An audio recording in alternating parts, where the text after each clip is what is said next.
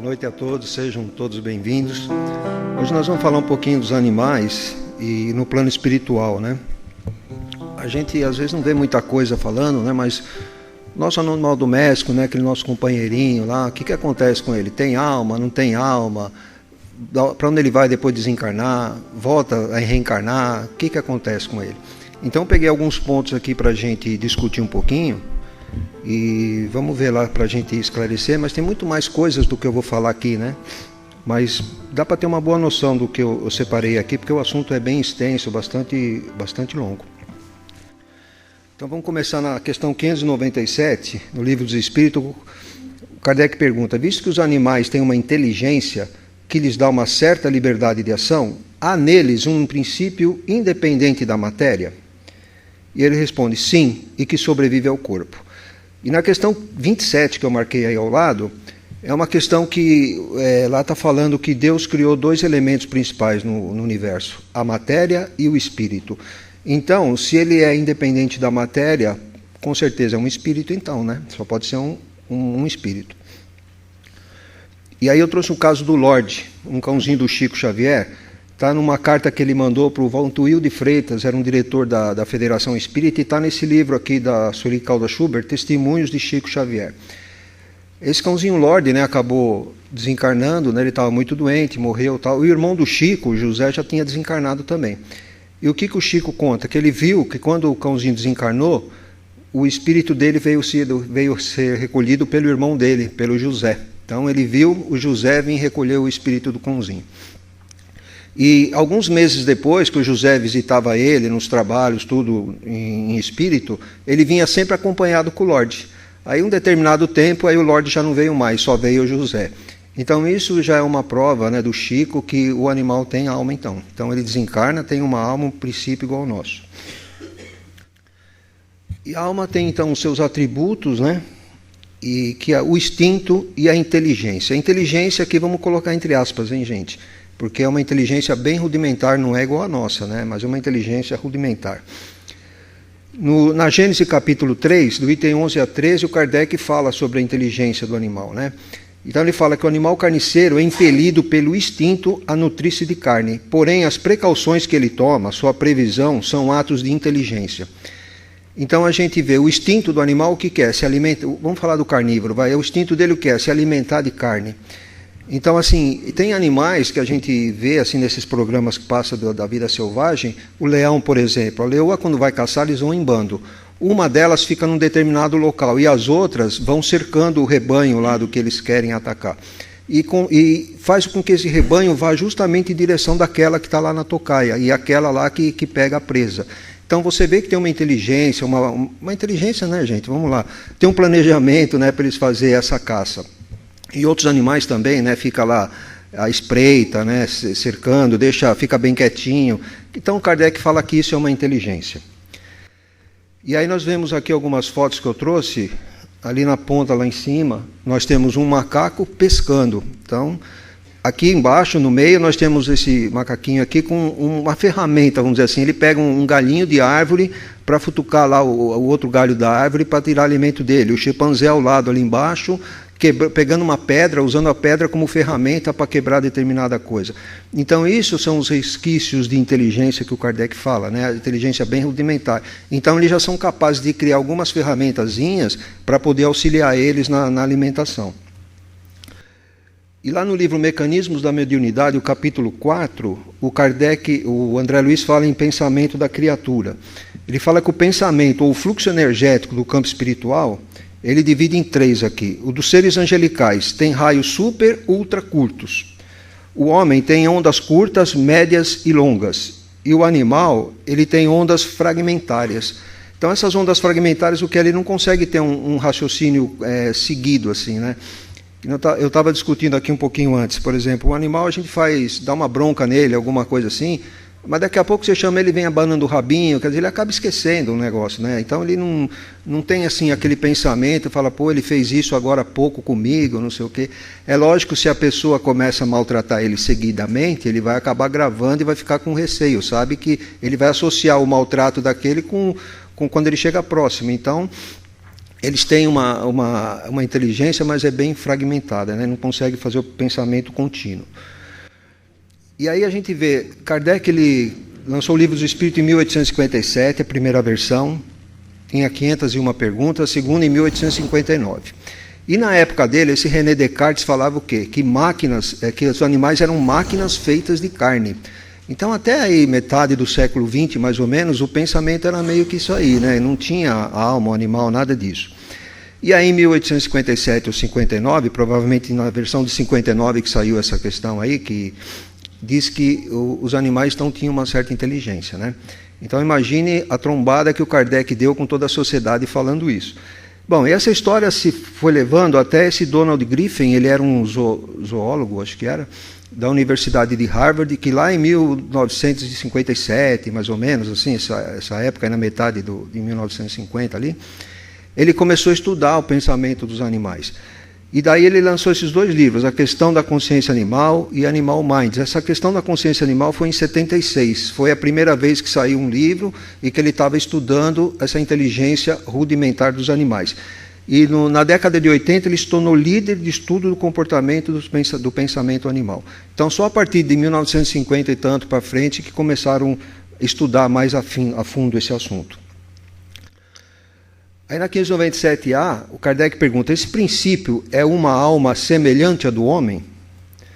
É também uma alma, porém inferior à do homem. Então assim, é uma alma que não tem o nosso desenvolvimento, né? Então ele fala, há entre elas tanta distância contra a alma do homem em relação a Deus. Então assim, é uma alma também, mas ela não ela está no princípio do que seria amanhã o homem, né? Porque tudo no mundo progride, né? Isso Kardec já não trouxe, a lei do progresso. Então todos os seres progridem, inclusive o animal também. Só que a alma dele é bem rudimentar ainda. Na 598 ele pergunta, a alma dos animais conserva depois da morte sua individualidade e a consciência de si mesma? Sua individualidade, sim, mas a consciência do seu eu, não. A vida inteligente permanece em estado latente. Então a gente fala, pô, então o animalzinho desencarnou e ele não tem mais consciência dele mesmo, né? Ele é um ser individual, mas não tem mais consciência. E, assim, analisando, a gente vai ver depois para frente. O Kardec fala a alma dos animais, ele é um pouco genérico em animais, né? Ele não falou animais domésticos, ele não definiu um grupo de animais. Então, pode ser que tenham se entendido, de maneira geral, os animais selvagens, os que estão todos na natureza. Então, ele fala que realmente ela fica em estado latente.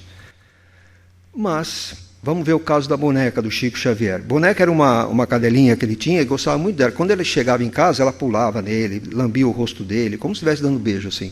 E ele falava assim, boneca, estou com muitas pulgas, né? E ela começava a coçar o peito dele, né, para tirar as pulgas.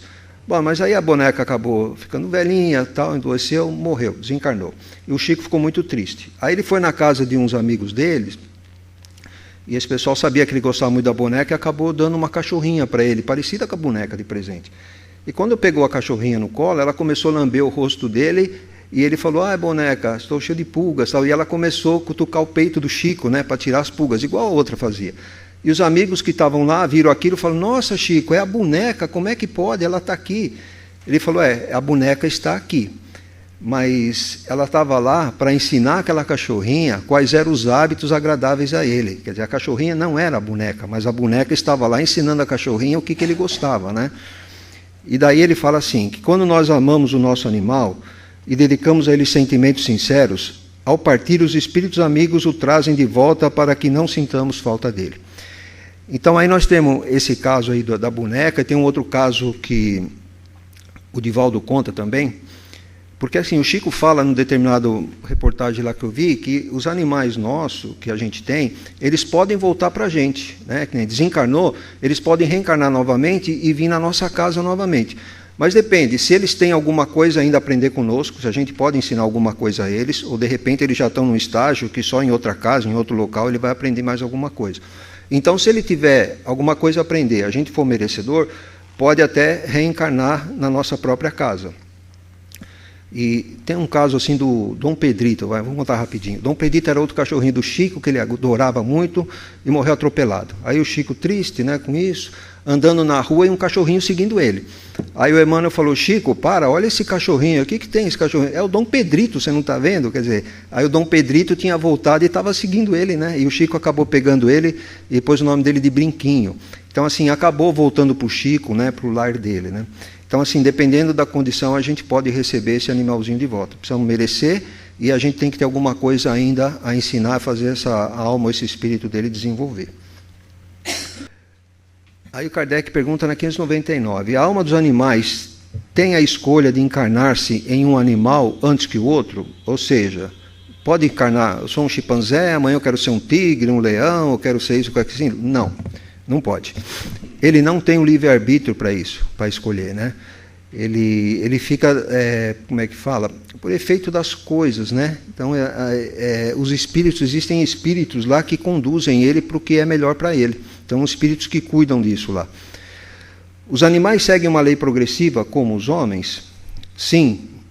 Nos mundos superiores, onde o homem é mais avançado, os animais também são. E daí ele fala, meios de comunicação são mais desenvolvidos dos animais, são sempre inferiores e submissos ao homem. E os animais progridem pela força das coisas, alheias à sua vontade, razão pela qual não estão sujeitos à expiação. Porque o que é expiação? A gente passa por expiação porque a gente tem o nosso livre-arbítrio e pratica o mal. Então a gente vai ter que expiar esse mal que a gente praticou. No caso do animal, vamos pegar um exemplo de um animal selvagem. Ele mata um outro animal para se alimentar. Mas ele não faz aquilo por mal, por maldade de matar o outro animal. Ele faz aquilo para se alimentar, né? Então é o instinto dele que está agindo ali, não é uma má vontade ou uma ruindade dele. Então ele não passa por expiação. Então por isso que eles chegam lá no plano espiritual, nós vamos ver mais à frente, eles são logo quase que imediatamente reencarnados. Né? Porque eles não têm que passar por expiação igual nós, ficamos lá um tempão, ou vai para um umbral, ou vai para não sei onde, fica aprendendo, fica estudando para voltar um pouco melhor, né? Não é o caso dos animais. Porque o livre-arbítrio dele não faz o mal, é só para ele se alimentar, né? Na Revista Espírita de abril de 58, tem uma entrevista do Kardec com esse Bernard Palissy, Descrição de Júpiter. Eu tenho essa entrevista no site, no Chico Xavier, no site, e tem no Facebook também. Depois, quem quiser ver, dar uma olhada lá, tem bastante coisa que é perguntada ali, dá para a gente ter uma ideia. Mas eu tirei algumas coisas do que ele fala sobre os animais. A sua inteligência é mais desenvolvida que a dos nossos, os lá de Júpiter, né? A estrutura de seus membros adapta-se a todas as exigências de trabalho, eles são encarregados da execução de obras manuais, eles são servos e capatazes também. A ocupação dos homens são puramente intelectuais. E para eles o homem é uma divindade, mas uma divindade tutelar, que jamais abusa de seu poder para oprimi-los. Então a gente vê hoje aqui ainda, né, gente maltratando os animaizinhos, abandonando na rua, né, judiando, lá não é o caso, né? E eles fazem todo tipo de serviço lá. Vai construir uma casa, são os animais que fazem, né? É difícil talvez a gente imaginar como é que seja isso, mas é assim que funciona lá. E os animais também eles andam pelo chão, né? No caso do pessoal que vive em Júpiter, não, as casas já são em nível elevado, eles flutuam, né? Não são presos ao chão. Os animais são. Mas são animais que fazem parte da família, né? A gente não vai trocando, não vai doando, não é assim que funciona lá não. Depois vocês leem a reportagem, está no site e no Facebook também. Na questão 600, a alma do animal, ela sobrevivente ao corpo, está depois da morte em um estado errante como a do homem? É uma espécie de erraticidade, visto que não está unida ao corpo, mas não é um espírito errante. O espírito errante é aquele que tem que voltar a reencarnar para saldar os débitos dele, né? Ou até uma prova nova. Então ela não é um espírito errante para aquilo que eu falei, se ele mata é para se alimentar, não é por maldade. E o espírito do animal é classificado depois da sua morte pelos espíritos que a isso compete, e quase imediatamente utilizados. Presta atenção, quase imediatamente. Então, pelo que eu andei analisando aqui do que aconteceu com o Chico, dos animaizinhos com o Chico e outras obras que a gente vê do André Luiz, o quase que imediatamente pode ser com os animais selvagens, por exemplo, ou outros tipos de animais. Talvez o doméstico não seja dessa forma, nós já vamos ver, né? E o Chico fala que o animal desencarnado ele pode ficar conosco até mais ou menos 4 anos, né, para poder ele não sentir muita falta da gente, essas coisas todas. Mas eles voltam para a gente nesse período de 4 anos, em espírito, mas com a vitalidade que eles tinham de novo. E aí tem uma história do Divaldo. Ele foi fazer uma palestra numa determinada cidade e ia ficar hospedado numa casa. Chegando nessa casa, ele foi entrar, um pastor alemão pulou no peito dele, ele assustou, né, aquela coisa assim. E aí o pessoal, o que foi, Divaldo? O que foi? Não, o cachorro pulou em mim, né? Mano, aqui não tem cachorro. Tem sim, é um pastor alemão aqui. Aí a dona da casa falou, Divaldo, eu tinha um pastor alemão com as características que você está falando, mas ele morreu há 1 ano e meio. Então esse cachorro ainda estava na casa da antiga dona dele lá. Então é isso que o Chico fala, às vezes até 4 anos eles podem ficar conosco.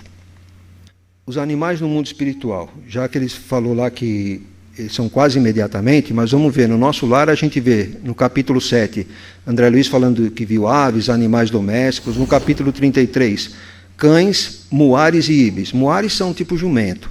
Ibis é um pássaro que tem um bico comprido curvo, ele falava até que eram ibis voadores ou viajores, que eles levavam no plano espiritual, né, os samaritanos, para recolher os espíritos lá do umbral, que eles alimentavam-se das formas mentais que aqueles espíritos do umbral criavam, né? Então, nós temos esse tipo de aves lá no nosso lar apresentando. Em Ação e Reação fala de cães, no capítulo 5, cães enormes, tinha uns até que não eram muito domesticados, né? Nos Mensageiros fala de cavalos brancos, soberbos cavalos brancos, e tem na Alvorada Nova, nessa colônia tem um bosque da divina natureza, e lá fala que tinha pássaros, animais, peixes de cores brilhantes. Então a gente vê várias obras que eles mencionam os animais. E daí a gente vê, né, cães, cavalos, naquele livro Memórias do Suicida também, a carruagem que ia buscar resgatar os espíritos lá no Vale do Suicida era puxada por cavalos também, cavalos brancos. Então, assim, são vários relatos que a gente vê desse tipo de animal no plano espiritual. Aí a gente fala, são animais que estão lá porque, ou por algum, não diria merecimento, mas eles têm algum atributo diferente que serve para eles lá no plano espiritual, né? Porque não foram criados para viver só no plano espiritual, senão como é que ficaria a evolução desse espírito, desses animais que estão lá? Eles precisam da matéria também para se evoluir, né? Não é só ficando lá. Ou também pode ser uma criação fluídica dos espíritos que estão lá, que eu também acho que não é o caso. Então, eu acho que o caso realmente é isso, o espírito que desencarna do animal, de alguma forma eles têm alguma propriedade lá, algum atributo que seja útil para eles, e eles acabam utilizando por algum tempo. Aí nós temos essas pessoas que cuidam dos animais, né, na rua, que estão perdidos, que recolhem animalzinho e tal. Por acaso, será que essas pessoas não seriam um desses espíritos que cuidam deles quando eles desencarnam, que falou lá que quase que imediatamente são devolvidos, né, para o plano material? Então, de repente, algum desses aqui, que faz esse tipo de serviço, de caridade, são um desses espíritos que vivem lá no plano espiritual justamente cuidando desses animaizinhos, né, quando desencarnam. Aí vamos falar de um assunto complicado. Agora nós vamos falar de 2 assuntos complicados. Sofrimento dos animais. Tem muito caso assim, né? Abandono, maltrato, bom, enfim. Tem um livro, Aulas da Vida, que é do Emmanuel, com a psicografia do Chico. O Emmanuel fala assim, ninguém sofre tão somente para resgatar o preço de alguma coisa. Sofre-se também angariando recursos preciosos para obtê-los. Então, o que ele está deixando entender, que o animalzinho, como é que ele consegue evoluir? Através do sofrimento. Então, é um dos estágios, né? É através do sofrimento que ele acaba tendo a evolução espiritual dele. E ele fala assim, é que o animal atravessa longas eras de prova para instruir-se, e para atingir a auréola da razão, deve conhecer comprida fieira de experiências. Então, assim, ele passa por muitas experiências, né, de vários tipos de animais. Não necessariamente assim ter uma escala certa, né? Vai ser isso, depois aquilo, começa com peixe, depois vai passar, não é bem assim, né? Às vezes eles vão para outro tipo de animais também, né? E não é aqui na Terra, é muito difícil de acontecer, é exceção. Tem uma das perguntas lá do Livro dos Espíritos que o Espírito fala que é exceção isso acontecer. Que daqui, como animal, ele já se transforma, vai para o reino hominal, vira homem. Não.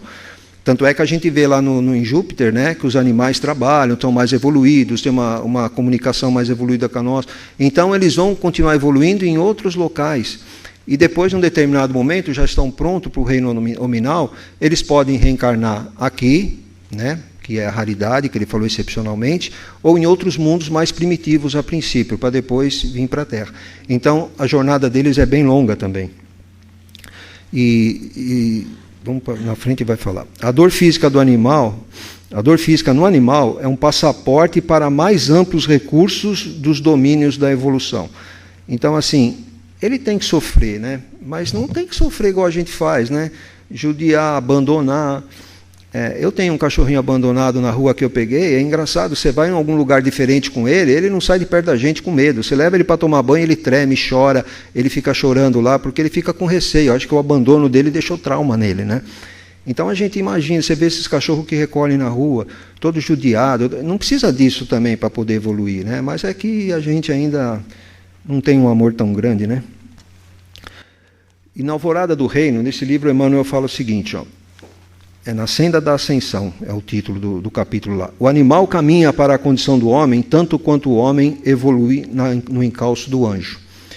Então, assim como a gente está evoluindo para ser um anjo, eles também estão evoluindo para ser um homem. E amanhã também para ser um anjo. Do átomo ao arcanjo, né? Kardec já disse isso. Então, eles é a mesma coisa.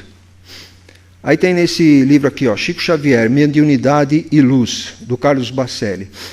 Aqui é uma história interessante do sapo, não sei quem já ouviu, mas o Carlos Bacelli vai contar aqui para nós.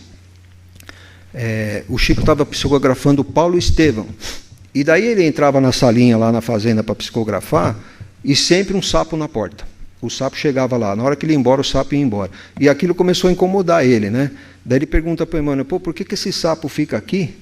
Aí o Emmanuel responde para ele era uma forma de transição entre outras espécies animais, também evoluindo para Deus. Então aquele sapo era uma transição de espécies animais, mas ele ficou ali todo o tempo com o Chico, todos os dias. E daí quando o Chico terminou a psicografia, ele agradece. E olha como.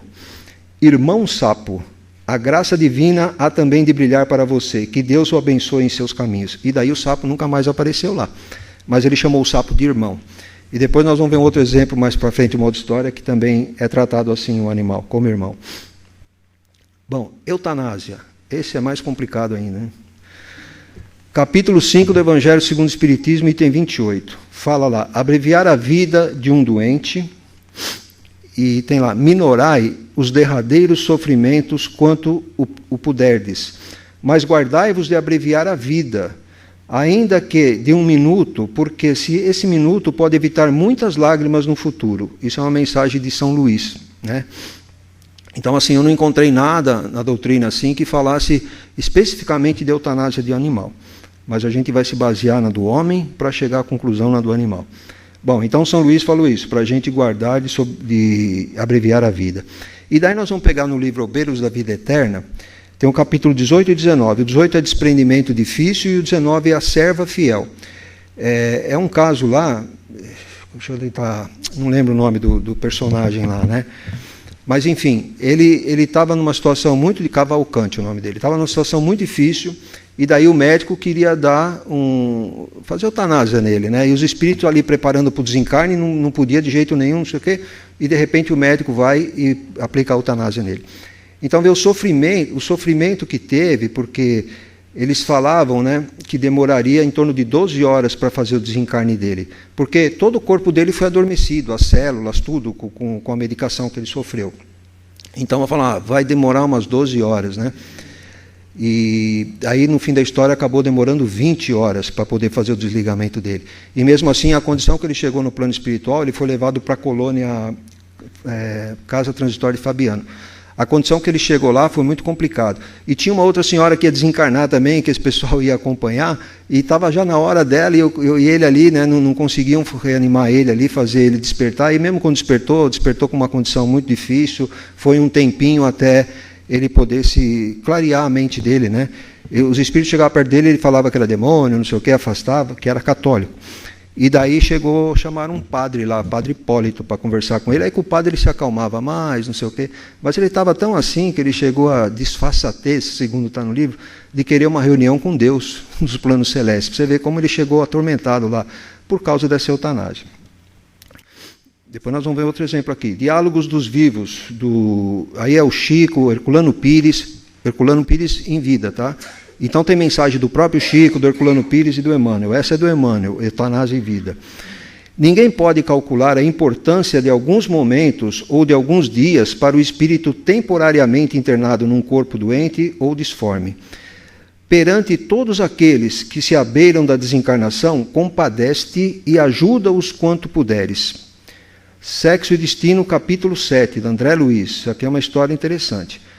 Ignorais por agora o valor de alguns minutos de reconsideração para o viajor que aspira a examinar os caminhos percorridos antes do regresso ao aconchego do lar. Aqui é o Cláudio, a filha dele está desencarnando, Marita, acho que é Marita. Ela estava desencarnando e ele pedia perdão para ela não queria perdoar ele. Até que ela recebeu a intuição lá para perdoar ele, acabou perdoando, lembrou dos momentos, né, que ela era criança, ela no colo dele, brincando, que a mãe tinha abandonado. Bom, enfim, aqui não foi um caso de eutanásia. Mas por que a gente não deve fazer eutanásia? Porque no último minuto dela, ela acabou perdoando o pai dela, entendeu? Então, assim, às vezes o espírito está no último minuto dele derradeiro, ele tem muita coisa para rever na cabeça, pedir perdão, se arrepender de uma série de coisas. É por isso que a eutanásia é extremamente proibido, pelo menos para seres humanos, né? E aí, no caso de animais, vamos lá ver. Tem um livro que chama Coragem. É do Emmanuel também. Tem um título, um item lá que chama Quanto Puderes. E ele vai relatando: quanto puderes, não te afaste do lar. Quanto te possível, suporta a esposa incompreensível e exigente. Quanto estiver ao seu alcance, tolera o companheiro áspero ou indiferente. Então ele vai falando quanto isso, quanto isso. Só que ele não fala de animal especificamente. Mas aí a gente tem a doutora Irvênia Prada, que ela usou esse texto desse livro, Coragem. A doutora Irvênia é uma veterinária muito antiga. Ela nunca fez uma eutanásia. Nunca. E ela usou isso para colocar aqui: o quanto puderes, o quanto seja possível, o quanto estiver ao teu alcance, faça opção pela vida. Ou seja, é proibido para o homem, é proibido para o animal. Eu espero nunca ter que passar por isso. Deve ser uma situação, uma decisão muito difícil, que às vezes você vê um animalzinho sofrendo, não tem mais o que fazer, né? Foi atropelado, está todo quebrado lá, sei lá. É uma situação muito difícil. Mas o que ela fala é isso: faça sempre opção pela vida o quanto puderes. Então, ela não é recomendada, assim como não é para o ser humano, também não é para o animal. Aí vamos lá, livro Francisco de Assis, O Lobo de Gúbio. Aqui a gente tem bastante história, para depois a gente refletir em casa quais os ensinamentos dessa história. Mas tinha um lobo nessa cidade de Gúbio que estava atormentando os moradores, né, perseguia os homens, matava uma série de animais domésticos. E daí São Francisco chegou lá, né, e pediram para ele dar uma solução no assunto, né, pedir a Deus alguma coisa para afastar o lobo de lá. E ele, em meditação, fez isso, pediu a Deus, tal. Mas aí ele recebeu uma mensagem, né, espiritual, dizendo por que tem que mandar o lobo embora, né?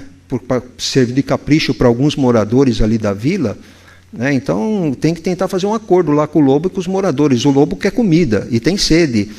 E daí papo vai, papo vem. Bom, no fim, São Francisco resolveu ir lá conversar com o lobo. Aí chegando lá, o lobo se arrepiou todo para o lugar dele. Eu venho em paz, meu irmão, que a paz esteja convosco. Vem em nome de Deus, de Jesus, pedir compreensão, papá. E começou a conversar com o lobo vai se amansando. Depois estava deitado no pé dele já. Bom, enfim, o que ele fez? Um acordo com o lobo, dizendo que o povo lá da cidade, vamos fazer um acordo com eles, porque o povo lá tem comida, água, eles vão conversar com eles, né? Eles vão te servir água, comida, te alimentar. E levou o lobo para a cidade, conversou com todos os moradores lá.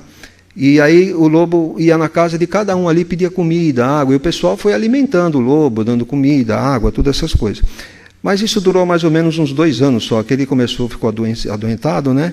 E daí os outros cachorros mais antigos tomavam a comida dele, mordia ele, e às vezes acompanhavam um transeúnte, os transeúntes batiam nele, mas ele em momento nenhum agredia ninguém. Ele ficou sempre muito calmo.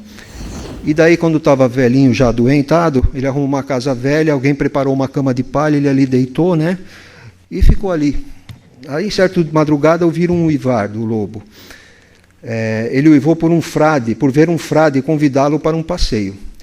Quando fez força para levantar-se, o fez não com o corpo físico. Levantou-se no outro mundo e acompanhou o frade, mostrando pela cauda a alegria que estava sentindo no coração.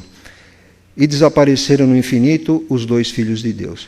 Então aqui a gente pode tirar algumas lições, alguns ensinamentos, para a gente refletir em casa depois, né? Mas aqui o que teve? A caridade, né? De acolher o lobo, alimentar ele, né? Tratar ele com decência, né? Vamos dizer assim. Ele também tratou os outros com decência. Depois você vê, ele não agredia ninguém mais, né? Porque ele sabia que aquele pessoal que estava ali para ajudá-lo, para auxiliar, ele estendeu a mão dele, uma mão amiga para ele, né? Então, assim, alguns ensinamentos que a gente pode tirar dessa história é essa daí. E para encerrar aqui, eu deixo algumas recomendações de leitura. Esse Marcel Benedetti tem bastante livro a respeito de animais. Um que eu pus aqui, a espiritualidade dos animais, e o outro na outra ponta, os animais conforme o espiritismo, né? E o do meio, questão espiritual dos animais, é da doutora Hervênia Prada, aquela que eu falei que é veterinária, né? E também temos o livro dos espíritos, a questão 592 até a 610, ela fala bastante desse assunto aí, né, de animais. Aliás, é só os animais, é os 3 reinos, o capítulo, e aí é o animal e o homem. E depois, mais para frente também, o Norinho vai chegar nessas questões, vai dar para explanar com mais calma, a gente estudar um pouquinho com mais calma esses assuntos. Mas a recomendação que eu faço de leitura são essas aí. Tá bem? Bom, então é isso aí, agradeço a atenção de todos. Vamos aí agora para a nossa segunda parte. E pedindo aí mais uma vez que vocês fiquem em oração pelos nossos irmãos que vão ser atendidos na mesa, né? Pedir para que Deus, Jesus, possa confortar o coração deles, que a espiritualidade no seu trabalho de hoje possa recolhê-los para um ambiente legal, tá bom?